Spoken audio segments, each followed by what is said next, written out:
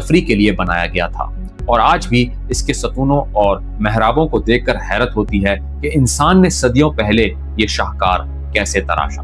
یہ شاہی باغات اور آرام گاہ کے طور پر استعمال ہوتا تھا۔ یہاں کے چشمے، سبزہ زار اور روشنی کے حسین کھیل حکمرانوں کو سکون فراہم کرتے تھے۔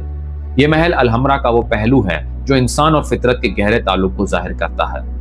یہاں بیٹھنے والا ہر فرد یہ محسوس کرتا ہے کہ شاید جنت کا کوئی ٹکڑا زمین پر اتر آیا ہو۔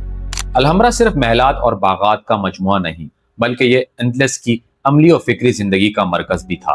یہاں کتاب خانے قائم تھے جہاں فلسفہ، طب، ریاضی اور فلکیات کے نایاب نسخے محفوظ کیے جاتے۔